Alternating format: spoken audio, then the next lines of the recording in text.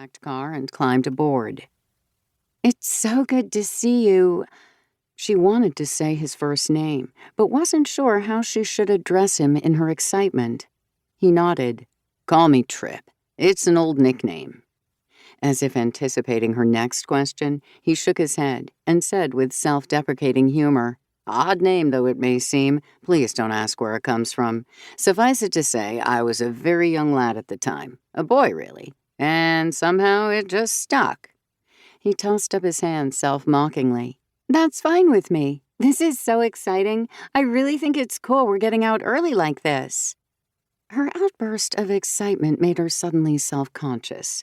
In a more controlled tone, she added, "I mean, we're both nature lovers. How cool is that? Trip." For the occasion, she'd selected her hand-woven scarf of blue and green raw silk, very chic, and something she thought his educated eye would take greater pleasure in than the thick-stitched and ubiquitous muffler in red and white panels, the school colors of CSU, worn by so many of the undergraduate women who dated jocks on campus. "The gear's all loaded in back." Tripp nodded over his right shoulder as he pulled out of the parking lot. Naomi crooked her neck. A black nylon knapsack made with durable stitching rested on the back seat. A handsome coil of blue and gold braided rope was affixed across the top outer flap by a thick purple bungee cord. Beneath the rope, a cluster of metal pieces of different sizes hung on a metal rack attached to the pack. She giggled, uncharacteristically. "Kind of overkill for a walk in the park, isn't it?" "It's my little surprise." He smiled. "You'll see." The smell of honeysuckle wafted in through the air vent, and with it, another zany shot of excitement shivered her shoulders. No one would believe her.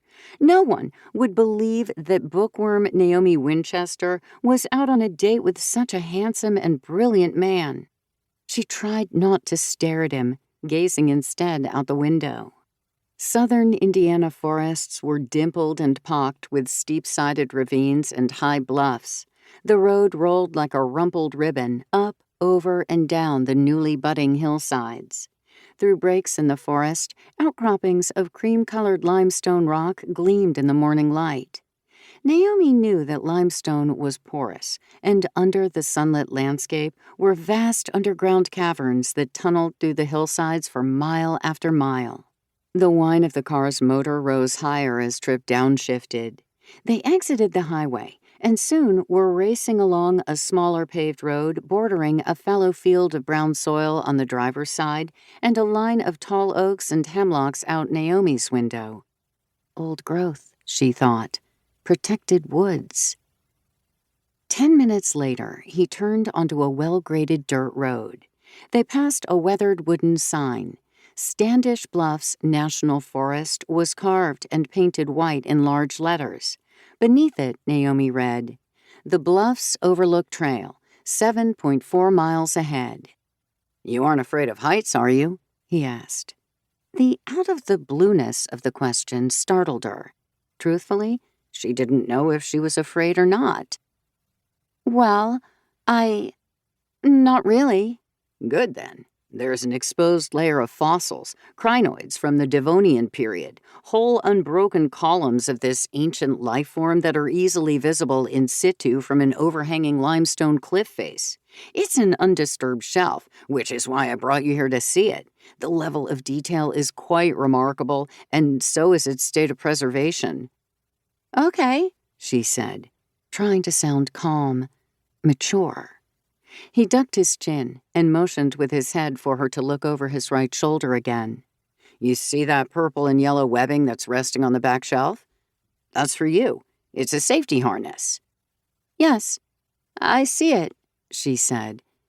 "But I bought it online for you. You can't find anything close to it in sporting goods shops around here," he added. "After we park the car, I'll show you how it works. It's the same kind that linemen wear to climb telephone poles, completely secure." The car jounced over a rut in the road and made her bite her lower lip hard enough that she tasted blood. "But I thought we were just going for a walk in the park. Are these shoes okay for..."